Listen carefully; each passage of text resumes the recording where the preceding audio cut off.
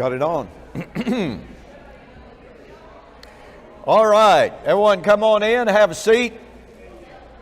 Grab your snack.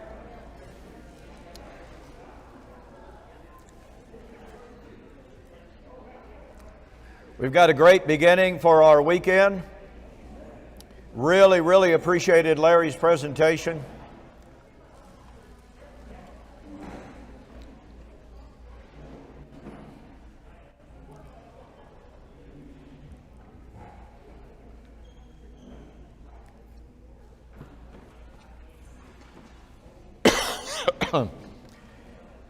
As you come in, let me urge you to be here in the morning, bright and early. Now, to be honest about it, I've forgotten what the schedule says about what time we start. What time does the schedule say we start? 8:30. We start at 8:30. First presentation at 8:30. Alan Bondar will be speaking to us. Alan is just a great guy. Love his material, love his enthusiasm, love his book. So be sure to be here. We will have coffee and donuts here in the morning to help you wake up. All right? So you don't want to miss that. The doors will be open, and you're more than welcome. Come in and, like I said, have coffee and donuts. Pardon me. Let me begin my presentation with telling you a story from my youth. My father was a minister. His father before him was a minister. One of my brother-in-laws was a minister. We used to live at a little place called West Fork, Arkansas, which was south of Fayetteville.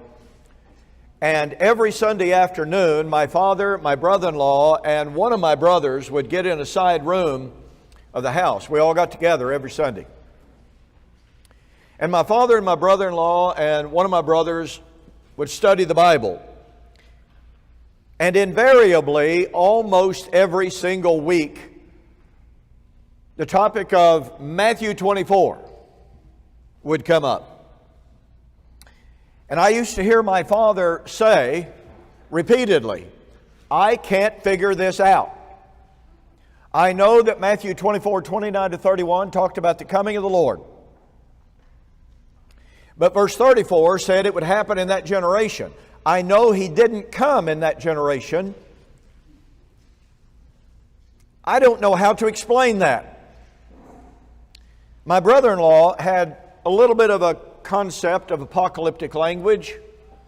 He would explain to him, this is metaphoric language. And my father would start to accept that, and he would struggle with it. Until the day he died, my father was very open about expressing his uncertainty about the meaning of the Olivet Discourse.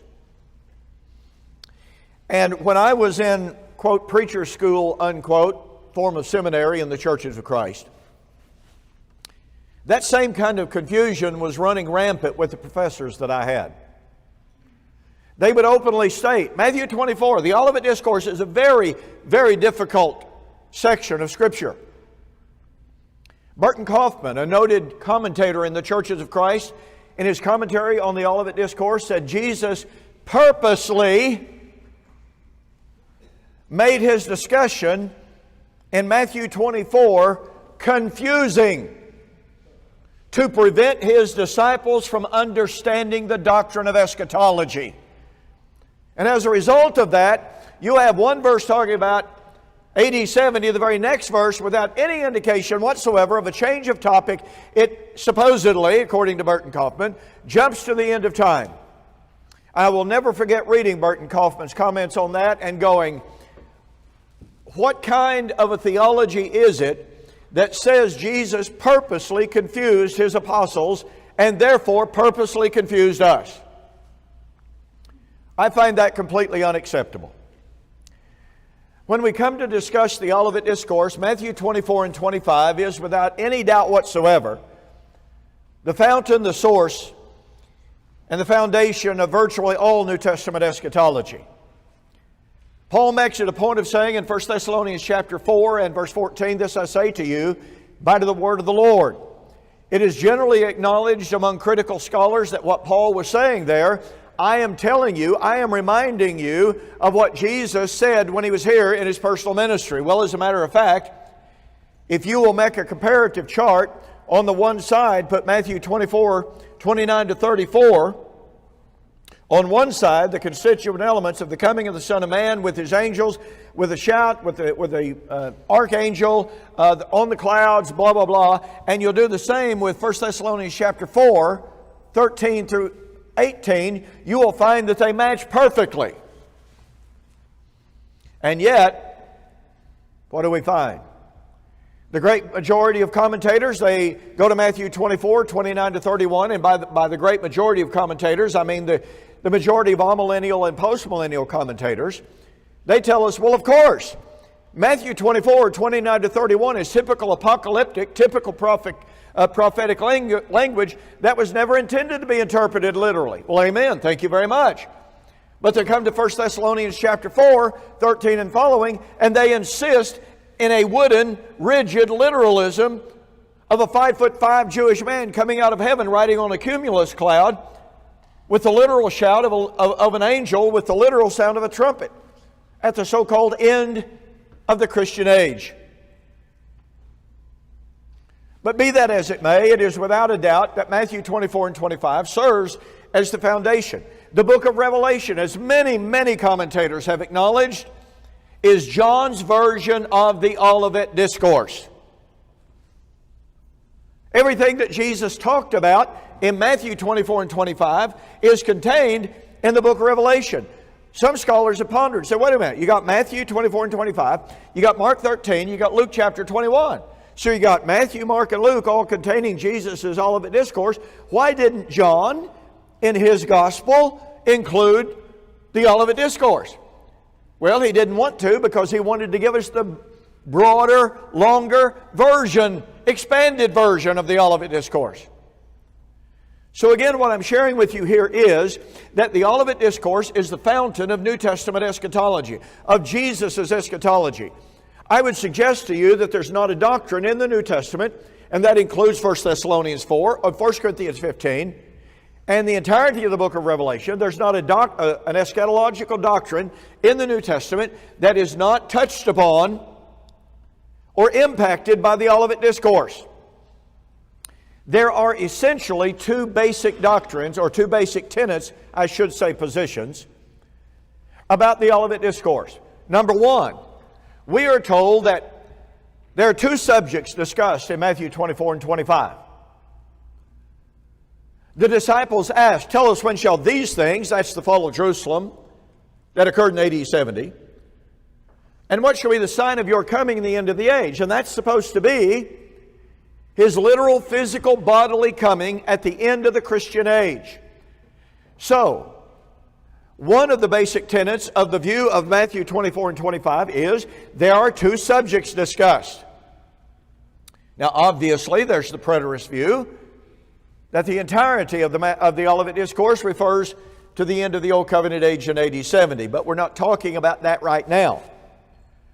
The second view of the Olivet Discourse is that when the disciples asked, tell us when shall these things be, what shall be the sign of your coming in the end of the age, that in Matthew 24, Jesus never discussed the fall of Jerusalem at all.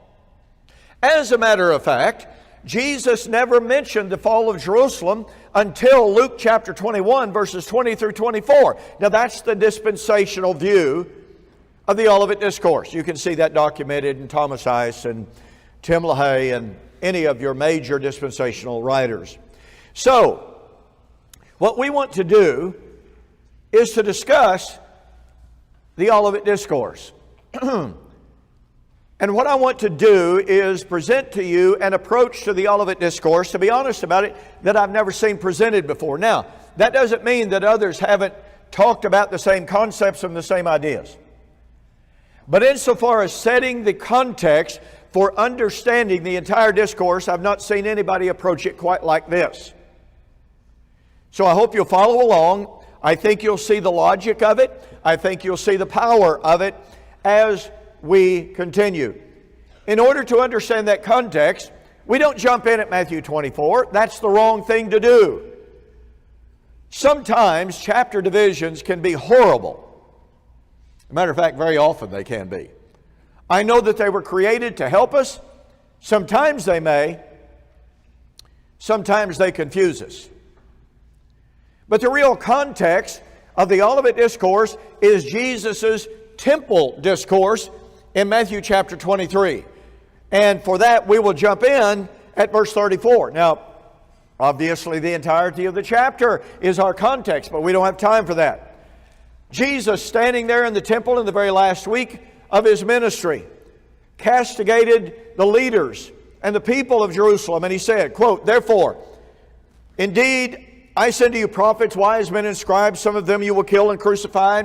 Some of them you will scourge in your synagogues and persecute from city to city, that on you may come all of the righteous blood shed on the earth, from the blood of righteous Abel to the blood of Zacharias son of Berechiah, whom you slew between the temple and the altar. Verily I say unto you, all of these things shall come upon this generation. O Jerusalem, Jerusalem!" My goodness, just feel the pathos in the heart of Jesus as He uttered those words. "The one who kills the prophets and stones those who are sent unto thee. How often I would have gathered you together as a mother hen gathers her chicks, but you would not. Behold, your house is left to you desolate. But behold, verily I say unto you, you will not see me again until you say, Blessed is he who comes in the name of the Lord." I'd really like to discuss those last two verses, but I don't have time. So we go on. What I'm saying to you is Jesus' temple discourse sets the stage, and it sets the context for understanding Matthew chapter 24 and 25. Here's what I want you to ask yourself. The disciples have just heard Jesus' temple discourse.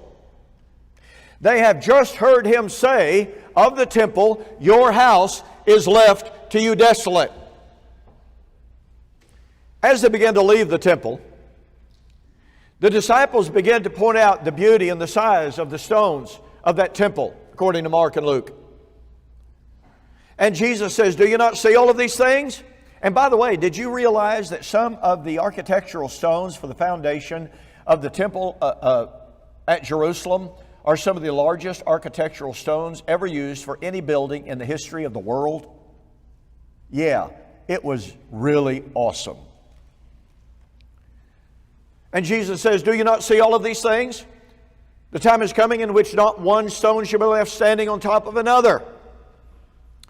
Now again, here's what I want you to ask yourself. As Jesus predicted the fall of that city and of that temple, what would those disciples have thought about? Well, I can tell you this.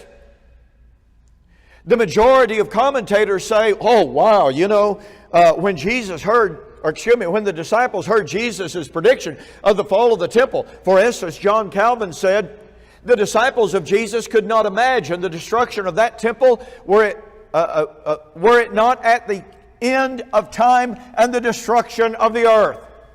The very first time I read John Calvin's comments on that, I thought, I guess the disciples were totally ignorant of what happened in 586 BC then.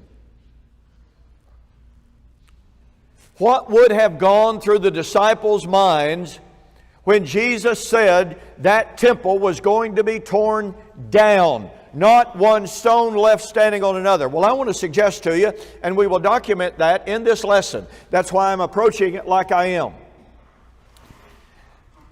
The disciples' knowledge of history, their knowledge of prophecy and fulfillment, would have suggested to their minds several things. Number one, they knew, folks, listen to me, the disciples knew that in 586 BC, Jerusalem was destroyed, and it was called the Day of the Lord. What are they asking about? Well, Lord, tell us what's going to be the sign of your coming. Actually, literally, parousia, which segues into the very next point. The disciples knew that in the 586 destruction of Jerusalem, it was, as a matter of fact, the presence and the parousia of the Lord.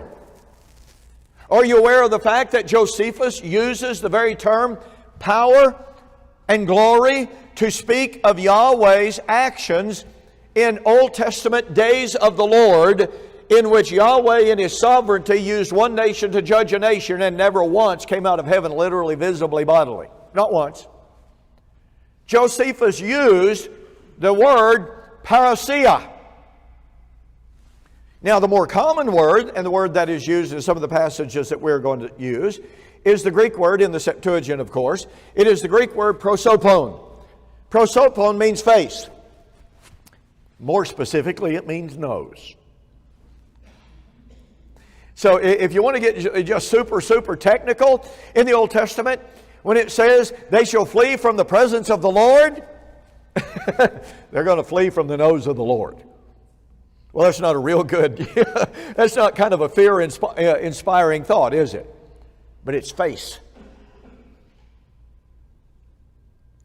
The disciples knew that when Yahweh destroyed nations in the Old Testament, it was His prosopon, His face, His presence.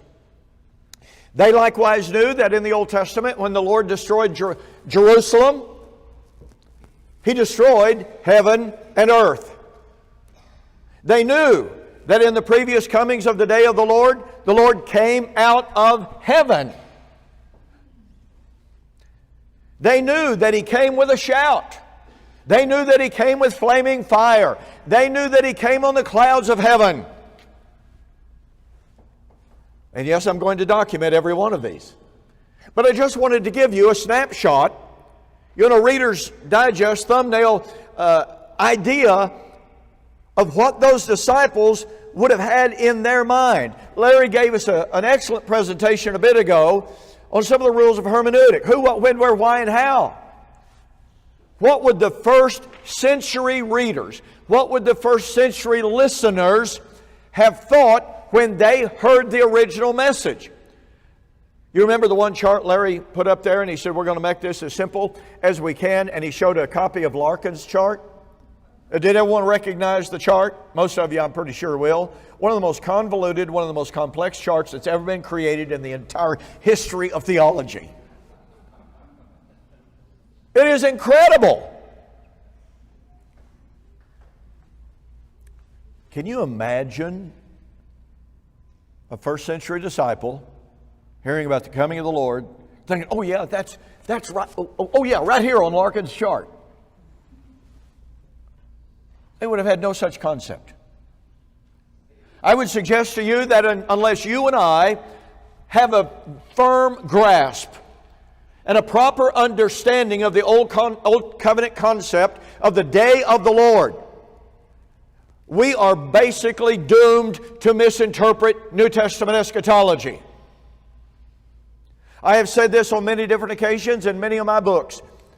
And I have said, I've been castigated for this in public debates and private conversations.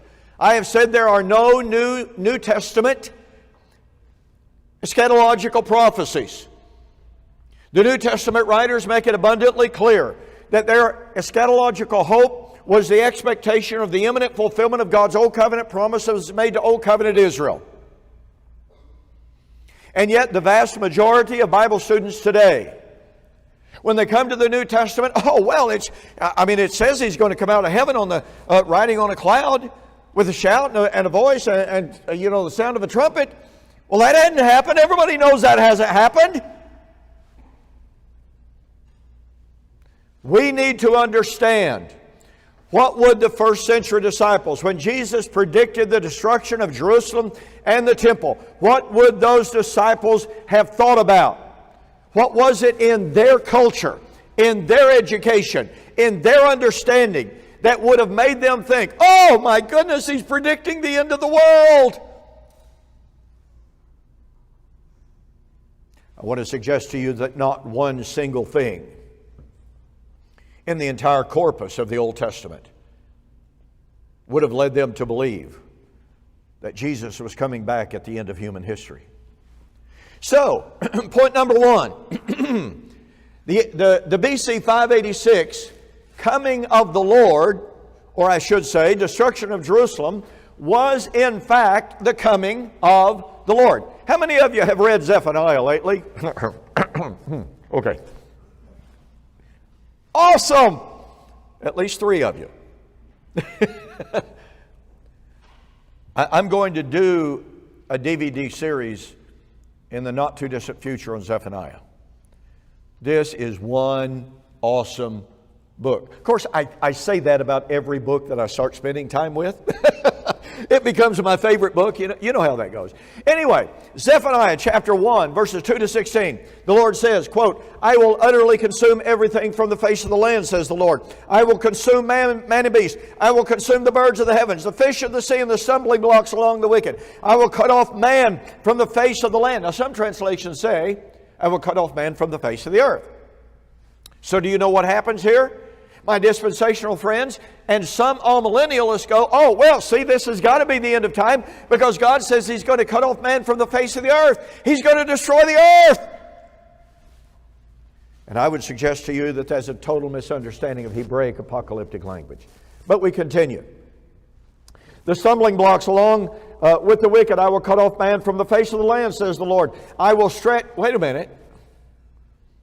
I will stretch out my hand against Judah and against all the inhabitants of Jerusalem. I will cut off every trace of Baal from this place, the names of the idolatrous priests with the pagan priests, those who worship the host of heaven on the housetops, those who worship and swear oaths by the Lord, but also swear by Milcom, those who have turned back from following the Lord, have not sought the Lord nor inquired by Him. And I broke this up so that you could see bigger print, okay? Be silent in the presence, prosopon, face of the Lord, for the day of the Lord is at hand. By the way, when Zephaniah wrote, the fall of Jerusalem was no more than 10 to 15 years away. For the Lord has prepared a sacrifice. He has invited His guests. By the way, do you know who the guests of the Lord were for the feast that He had prepared? It was the vultures. Not a pleasant feast. The great day of the Lord is near. It is near, and it hastens quickly. The noise of the day of the Lord is bitter. There the mighty men will cry out. That is the day of wrath. How many times in the New Testament do you think we read about the day of wrath? Where did that language come from? It is a day of trouble and distress, a day of devastation and desolation, a day of darkness and gloominess, a day of clouds and thick darkness, a day of trumpet and alarm. How many constituent elements of eschatology do we find right here in Zephaniah chapter 1? But what's it talking about? Well, it tells us what it's talking about. Number 1, it's the day of the Lord. It is the face of the Lord. In other words, it's the parousia of the Lord. It is a day of darkness. It is a day of clouds. It is a day of trumpets. It is a day of destruction. Now, has anyone ever suggested that in 586 BC, Yahweh came out of heaven, literally, visibly, bodily? Nope. Not, at least no commentator I'm aware of. But let me suggest something to you. If you're going to be a dispensationalist and say, well, okay, this is literally the end of time coming of the Lord. You know what that means, don't you? Oh, well, let's see. Go back up and look at it. I will stretch out my hand against Judah and against all the inhabitants of Jerusalem. So if you're a dispensationalist and you're going to take the position that this is at the end of the age, what happens to Judah and Jerusalem at the end of the age? Oops. They're destroyed. Guess what? Dispensationalists don't believe that. All right. Point number 2. When the disciples heard Jesus predict the fall of Jerusalem and the temple, I suggest to you, they would have thought about the destruction of heaven and earth. Jeremiah chapter 4, 23 through 29. Jeremiah said as he saw the impending invasion by the Babylonian hordes, quote, I beheld the earth, and indeed it was without form and void. I wonder where he got that language, by the way. You know where he got it. The heavens, they had no light. I beheld the mountains, and indeed they trembled, and all the hills moved back and forth. I beheld, and indeed there was no man. Sound like Zephaniah, doesn't it? I'll destroy man from the face of the earth or the face of the land. and all the birds of the heavens had fled. I beheld, and indeed the fruitful land was a wilderness, and all of its cities were broken down at the presence of the Lord, the prosopon of the Lord. What do we find? We have the parousia, if you please, the prosopon, the presence of the Lord, and the destruction of heaven and earth. Did literal physical heaven and earth perish at the time of the destruction of Jerusalem in BC 586? Well, I'm pretty sure it didn't. Because we're still here, aren't we? And they were still there when Jerusalem and the temple was destroyed in 586 BC. Look at what Jeremiah continues saying. For thus says the Lord, the whole land shall be desolate, yet I will not make a full end. Sounded like it though, didn't it? The earth was without form and void. I mean, that sounds like it's a total destruction, but the Lord says, well, not really. So it says, I will not make a full end. In other words, He's going to save a remnant. For this shall the earth mourn, and the heavens above shall be black, because I have spoken, I have purposed, I will not relent, nor will I turn back from it. The whole city. What city? Jerusalem. The whole city shall flee from the noise of the horsemen and the bowmen. They shall go into thickets and climb up on the rocks. Every city shall be forsaken, and not a man shall dwell in it. Folks, this is the destruction of Jerusalem in 586 BC, and yet it is the total desolation. It is the destruction of heaven and earth. It is the presence of the Lord. It is, to reiterate, a time of darkness, a day of gloom, in which the heavens above are black, the mountains shake and tremble, and the land is made desolate.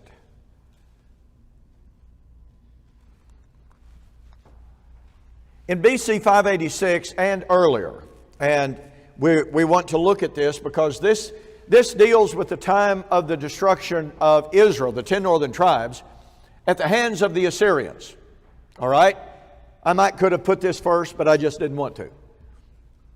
In Micah chapter 1, verses 2 to 10, and it specifically tells us that this is against Samaria and Jerusalem. Quote, "Hear, all you people, listen, O earth." By the way, that's what you call a Hebrew parallelism. You know what that means? You know what a Hebrew parallelism?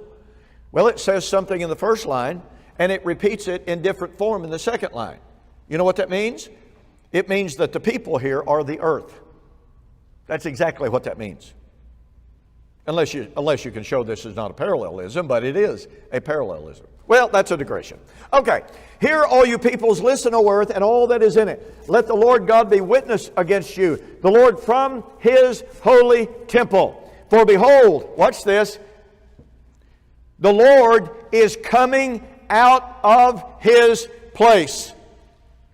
He will come down and tread on the high places of the earth. The mountains will melt under Him, and the valleys will split like wax before the fire, like waters poured down a steep place." All this, all of what? Well, let's see. The mountains will melt, run down into the valleys, and the Lord will come down, come out of heaven, and tread on those mountains to make them melt. All of this for the transgression of Jacob and for the sins of the house of Israel. What is the transgression of Jacob? Is it not Samaria? What are the high places of Judah? Are they not Jerusalem? Verse 6, "Therefore I will make Samaria a heap of ruins in the field, places for planting a vineyard. I will pour down her stones into the valley. I will uncover her foundations. All her carved images shall be beaten to pieces. All her pay as a harlot shall be burned with fire. All her idols I will lay desolate. For she gathered it from the pay of a harlot. They shall return to the pay of a harlot." Now, I want to jump forward, even though it's not really forward temporally or chronologically, to Isaiah chapter 64. I got to tell you, I love this text. I just absolutely love this text because Isaiah 64, 65, and 66 is the fountain for the New Testament teaching about what? The new heaven and the new earth.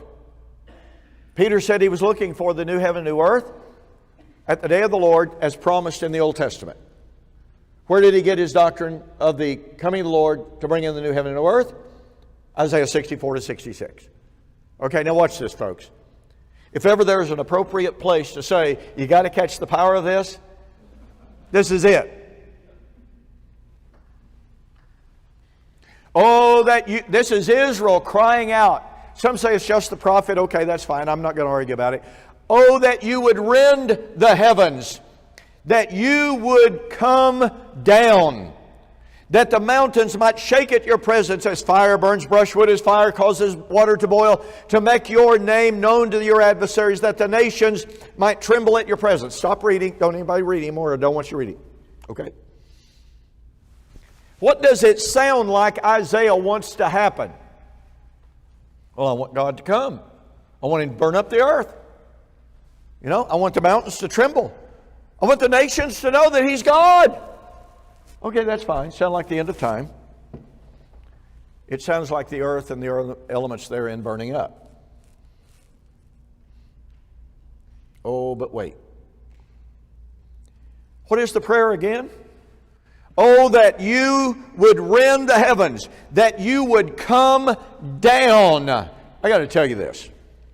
Curtis Cates, former director of the Memphis School of Preaching, wrote a little book. It's really bad. But anyway, he wrote a book attempting to refute covenant eschatology. And he said, now, there's no question whatsoever that there are passages in the Old Testament that talk about God coming in judgment of nations. However, the difference between those comings of the Lord, those historical comings of the Lord, and the New Testament coming of the Lord is the fact that in the New Testament it says He would come out of heaven, and there's no place, he emphasized this, there's no place in the Old Testament to speak of a day of the Lord, a historical day of the Lord, in which God came down. I've got that, great big, bold, yellow, highlighted, starred, underlined, X'd in my copy of his book. Now here's a man who is a director of a school of preaching. Brother Cates passed away some years ago. And he says there's not a place in the Old Testament that said, speaking of God's actions within history, in which He came in judgment of any nation, in which it says He came down. What did Micah say? For behold, I will come down out of heaven. I will walk on the top of the mountains, and the mountains shall melt. Oh, wait a minute. What did Isaiah say? Oh, that you would rend the heavens, that you would come down. The mountains might shake at your presence. Prosopon / parousia, your presence. As fire burns brushwood, as fire causes water to boil, to make your name known to your adversaries, that the nations may tremble at your presence. Now, what does Isaiah go ahead to say? Point number one, remember, he wants God to come out of heaven, right? And now he says, Lord, when you did, that's past tense, awesome things for which we did not look, you came down.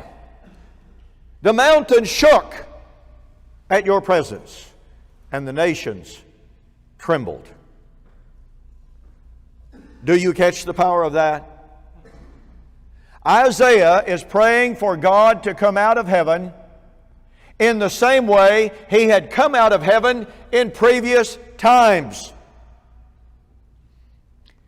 Now, if God had never ever come out of heaven, literally, visibly, bodily, to destroy, literally, the literal heaven and earth, and if Isaiah is praying for the Lord to come out of heaven to destroy heaven and earth as He had come out of heaven in the past, then Isaiah is not praying for God to come literally, visibly, bodily, and destroy physical heaven and earth. You get that? And guess what? If Peter, 2 Peter chapter 3, in his prediction of the day of the Lord and the new heaven and new earth, was anticipating the coming of the day of the Lord of Isaiah 64. Okay? So if Isaiah 64 absolutely could not be a literal, visible, bodily coming of God out of heaven, and if Peter's wanting that coming to be fulfilled, then guess what? That means the coming of the Lord, 2 Peter chapter 3, could not be an anticipation of the coming of Christ out of heaven, literally, visibly, bodily. Peter was anticipating the coming of Christ in the glory of the Father.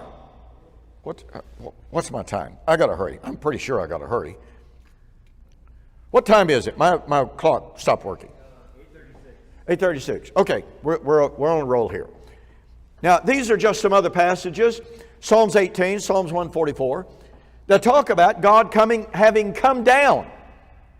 That's the language. So my point of it is, when Jesus predicted the fall of Jerusalem in 586 BC, in 70 AD, what would have been in the disciples' minds in regard to a coming of the Lord? Did they not know that in Isaiah's day the Lord came down in judgment of Jerusalem? And yes, Assyria did judge Jerusalem. Just read Isaiah 30 or 29 through 37. They didn't destroy it because God destroyed them, but still, Jerusalem was judged. If the disciples knew that historical and prophetic background of the judgment of Samaria and Jerusalem at the coming of God out of heaven, then what is there about Jesus' prediction in Matthew 24 about the destruction of the temple that would cause the disciples to all of a sudden forget that prophetic, that historical background and say, well, of course that's the way it happened back then, but now He's going to do it totally differently. Where's the evidence for that? Let's go on. When the Lord even came in vindication, now I mentioned to you just a moment ago that in Isaiah 29 to 37 we have the story of the Assyrian invasion of Israel. And by the way, if you ever get a chance to go to the British Museum, you got to go to the biblical section. In their Old Testament archaeological section, they have a bas-relief that is like 20 feet long. Now, a bas-relief is a type of sculpting. It's difficult for me to describe it. But point of fact is, it's an engraving that depicts the invasion of the Assyrians into Israel. It's gruesome. And in the Assyrian chronicles of that event, the Assyrian king boasts how he came into Israel and he destroyed 46 cities and he shut up the king of Israel, Hezekiah, in the city of Jerusalem like a bird in a cage. It's all right there in stone. Of course, what he didn't record was he left with his tail between his legs because the Lord killed 186,000 of his soldiers. He wrote what they call a panegyric history. In other words, you just tell the good stuff. But in the midst of that siege of the Assyrians, the siege of Jerusalem by the Assyrians, the Lord made some marvelous promises to the inhabitants of Jerusalem. Now, He told them, first off, He said, here's what I want you to do. I don't want you to shoot an arrow. I don't want you to throw a spear. I don't want you to shoot a rock. Trust in me, and I'll deliver this city. Okay, let's get real here, right? If you are an Israelite general and king inside the city, and you got the Assyrians gathered around the walls with their spears and swords and bows and arrows and what have you, and the Lord says, nope, you don't defend yourself. Don't shoot an arrow. No. Don't draw your bow. Don't throw a spear at them. Just leave it to me. What would be your reaction to that? Lord, that's not the way we win wars, But here's what the Lord said. It's a promise that He made to the inhabitants of Jerusalem if they would trust in Him. Isaiah 30, 27 to 33. Quote, behold, the name of the Lord comes from afar, burning with His anger. Well, there's your fire. and his burden is heavy. His lips are full of indignation, his tongue like a devouring fire. His breath is like an overwhelming or overflowing stream which reaches up to the neck to sift the nations with the sieve of futility. There shall be a bridle in the jaws of the people, causing them to err. You, turning to Jerusalem, you shall have a song as in the night when a holy festival is kept. Now, what does that mean? Well, you see, Israel had 7 feast days, and all of them were joyous occasions. So he's basically saying, I'm going to turn your sorrow into joy. Okay. You shall have a song as in the night when a holy festival is kept, and gladness of heart as when one goes with a flute to come into the mountain of the Lord, to the mighty one of Israel. Now watch this. The Lord will cause His glorious voice to be heard. Let me see. The Lord will come with a shout.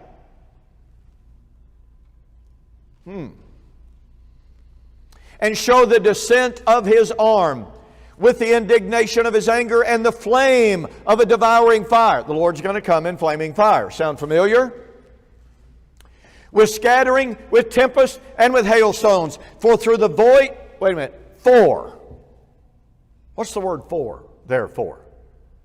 It's a connective particle that tells us the Lord's going to come. He's going to come with fire. He's going to come with tempest. He's going to come with hailstone. He's going to come with a shout. For. Or just translate it as because, if you wish. For through the voice of the Lord, Assyria will be beaten down. As He strikes with the rod, and in every place where the staff of His punishment passes, which the Lord lays on him, it will be with tambourines and harps. And in battles of brandishings He will fight with it. For Tophet, that's the valley of Hinnom, that came to be called Gehenna, otherwise known as hell. For Tophet was established of old, yes, for the king it is prepared. He, that is Yahweh, has made it, Tophet, deep and large, as pyre is fire with much wood, the breath of the Lord with a stream of brimstone. There's your fire once again. So what was going to happen? What was going to happen? Well, chapter 31 continues. Quote, For thus the Lord has spoken to me, as a lion roars and as a young lion over his prey, when a multitude of shepherds is summoned against him, he will not be afraid of their voice, nor be disturbed by their noise. So the Lord of hosts... Wait a minute, this was never supposed to have been said in the Old Testament. So the Lord of hosts will come down to fight for Mount Zion and for its hill. Like birds flying about, so will the Lord of hosts defend Jerusalem. Defending, He will also deliver it. Passing over, He will preserve it. Return to Him against whom the children of Israel have deeply revolted. For in that day every man shall throw away his idols of silver and his idols of gold, sin which your own hands have made for yourselves. Then when? When the Lord comes out of heaven. When the Lord comes down. When He comes with flaming fire, when He comes with tempest and hailstones, when He comes with the clouds, then Assyria shall fall by the sword, not a man, and a sword not of mankind shall devour him, but he shall flee from the sword, and his young men shall be forced labor.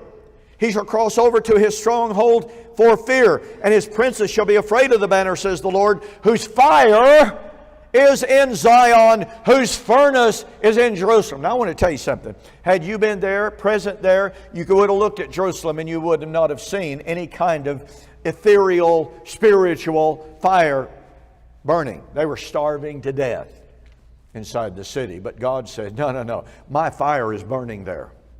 Could they see it? Nope. Was it there? Yep. So let me make the point. Jesus, who is the second Jeremiah, by the way, and if you've never investigated the comparisons between Jeremiah and Jesus, spend some time. Same with Ezekiel and Jesus. Absolutely fantastic.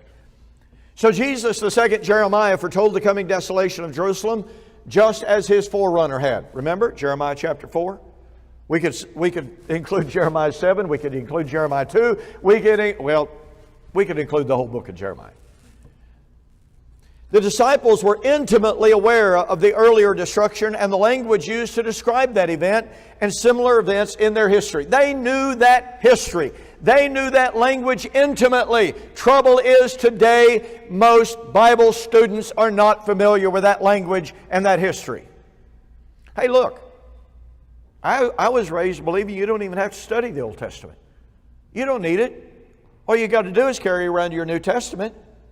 Because after all, God supposedly took the Old Testament away at the cross. Now, we can still tell the story of David and the lion's den, right? Yeah. You know, we can still tell some of the stories of the Old Testament. But after all, for doctrine, no. You see, we need to understand that destruction of Jerusalem in 586 BC was so significant, so powerful in the psyche and in the consciousness of the people of Israel. They actually had 4 feast days to commemorate the four separate events of that invasion. You find this in Zechariah chapter 8. They had feasts to celebrate the 10th month and the events of that day, the 4th month, the 5th month, and the 7th month. Just go to Zechariah chapter 8 and read about it. Those feasts were commemorated in Israel when Jesus was here. The disciples celebrated, well, it's not really a celebration, but they commemorated the fall of Jerusalem in 586 by fasting. Are we supposed to believe for even 1 nanosecond that therefore when Jesus predicted the fall of Jerusalem and the temple, the disciples' mind would not go back to that language that was used to describe that 6th century destruction? I would suggest to you that in Matthew 24, the disciples were asking their questions in absolute perfect conformity to that language. They were not asking their questions in total isolation from their understanding and their knowledge of their history and those Old Testament prophecies.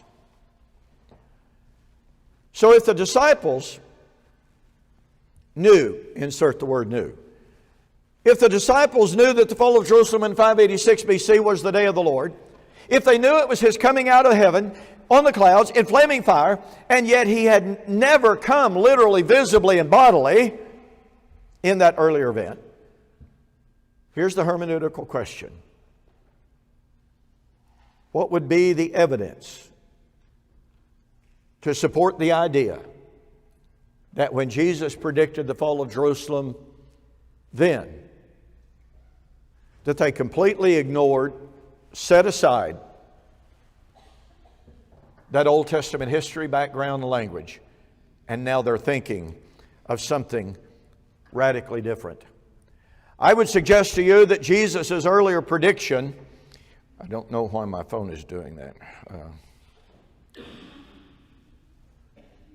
Okay, what time is it? Okay, I'm almost done if you'll bear with me, all right? Consider the fact that in Matthew 16, 27 and 28, Jesus had said, the Son of Man will come. How? In the glory of the Father. What does that mean? He was going to come in judgment as His Father had come in the past. Somebody wrote a book on that topic. I would recommend you get it. Okay? Not only that, Jesus said His coming in judgment was going to be coming in judgment as the Father, as He had seen the Father act in judgment. John 5, 21 to 23. So Jesus would come as the Father had come. He would judge as the Father had judged. That therefore precludes the idea of a literal, visible, bodily, physical coming of Christ in judgment. So I ask you again, where would the disciples have ever gotten the idea that the fall of Jerusalem was to occur at the end of human history? Now, amazingly, both amillennial and postmillennial commentators agree on the following. Number one, Christ came in AD 70. Number two, He came on the clouds. He came with the angels. He came with the sound of the trumpet. He came to gather the elect. He came at the end of the age. I can document all of this very easily from amillennial and postmillennial writers. It is agreed that Matthew chapter 24, 29 to 31 uses this typical Hebraic apocalyptic prophetic language. I mean, folks, they agree with this. And thus they agree by implication that what the disciples asked about was in fact fulfilled in AD 70. Yet they then turn right around and they claim that what happened was not what the disciples asked about. And what the disciples were indeed asking about had nothing whatsoever to do with verses 29 to 31. Well, I've already gone over that. So let me conclude with a couple of final points. The common assumption is that the disciples were asking about the end of time, the end of the Christian age, and a literal, visible, bodily coming of Jesus out of heaven at the end of time. I would suggest to you that in order to establish that assumption, one has to ignore key biblical truths that we have established this evening. Number one, you would have to prove that although the disciples knew of the BC 586 destruction of the temple, and they knew that time didn't end, and literal creation was not destroyed, that now they've got that in mind.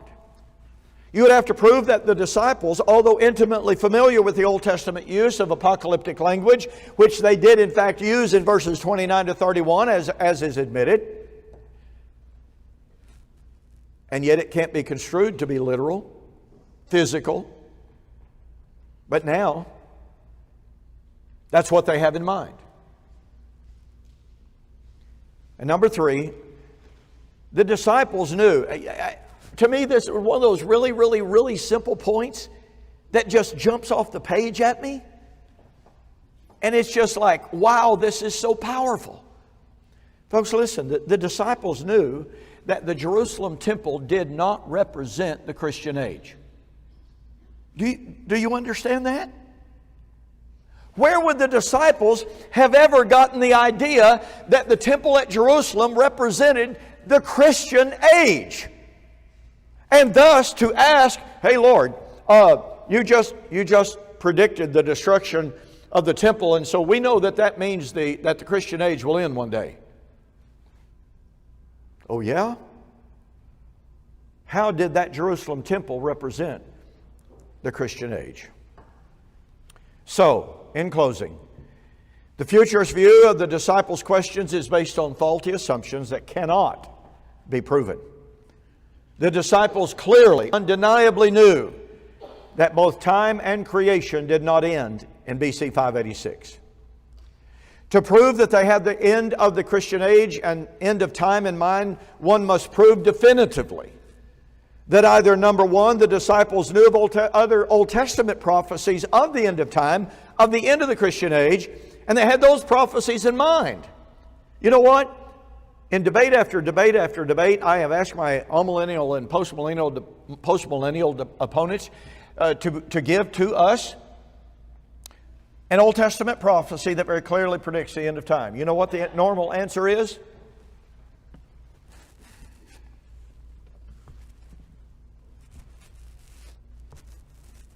Yep, that's it. Silence. Number two, or B, they were ignoring the Old Testament definition of the day of the Lord and the metaphoric interpretation of the day of the Lord language. In other words, they knew what the Old Testament language of the day of the Lord meant. They knew it was metaphoric. They knew it was not literal of the end of time. But in order to get that out of Matthew 24, you've got to prove that they had a literalistic concept of that language. C, they knew the metaphoric use of the language of the day of the Lord, but in their mind in question, they were interpreting that language literally as just suggested. D, they knew of a previous prophecy of Jesus that foretold the end of time and the end of the Christian age. And they had that prophecy in mind when they asked about the destruction of Jerusalem. Number one, where is that prophecy of Jesus prior to Matthew 24, where Jesus clearly predicted the end of the Christian age? Okay, assumption number three, found wanting. To sustain the traditional view, it must be proven that although the disciples knew that the temple did not represent the New Covenant age, they were nonetheless thinking of that when they asked their questions. I suggest to you, I affirm this, and am willing to affirm this informal debate, none of those assumptions can be proven. They are false. The fact is that the traditional futurist views of Matthew 24 are in fact fundamentally flawed. And what that means is that the disciples were asking about one thing. They were asking about the end of the Old Covenant age and the revelation of the presence of the Lord in the fall of that city, which occurred in AD 70. All right, thank you very much.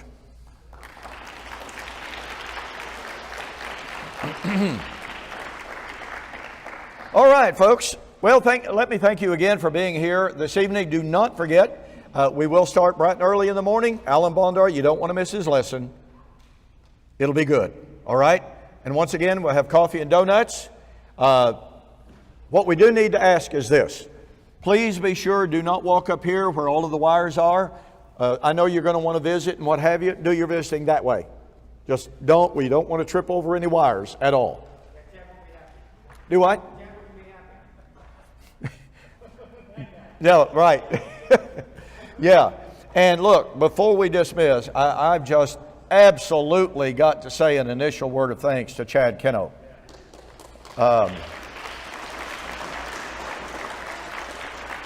You know, we've been so fortunate in the past to have people step up and help, and obviously I'll be acknowledging that as the weekend proceeds. You know, Joseph Vincent was so kind to be here a couple of years and do the live stream and what have you. Well, guess what? He wanted to come and just be able to enjoy the seminar for a change. So anyway, last year he contacted me, and I put a message on Facebook basically saying, help, because I didn't have a clue how to do any of that stuff. And Chad was kind enough to respond. He came last year. He did a marvelous job. And I want you to know something. Chad has spent a lot of his own money buying expensive equipment to be able to do live streaming like this, not just for us. He'll be in Michigan in August, like first week, something like that, for the conference up there. And if you're going to be traveling, you want to go to that conference, it will be a good one. But that shows you how dedicated Chad is to the movement of covenant eschatology. And he's been here for 3 days total so far. He came in 2 days early in order to be able to come in, make sure all the technology was working, had all sorts of glitches to work out. He got it performing, he got it done. And I want to tell you, he's not charging us. We're paying his expenses, okay? But he's not charging us what a regular IT guy would. We couldn't afford to pay a regular IT guy. Just no way possible to do that. And so just appreciate him so very, very much for volunteering and for his expertise in doing this.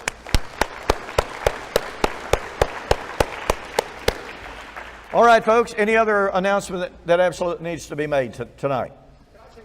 Okay, Joseph.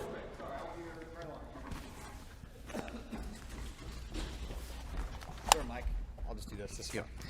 Okay, just to kind of tie into what Don was just saying. So he didn't really give you the numbers. Don is not asking me to say this, but for those online as well watching, because we have, what did we get, like 80 people tonight watching online? Yeah, an average of about 80 people. Yeah, right around 80, averaging at any given time. I was following along as well. It was about 70 to 80 at any time. So for those watching online, for those that are here, Chad has spent, like Don said, thousands. I'm not going to say the exact number, but it's been in the thousands, okay?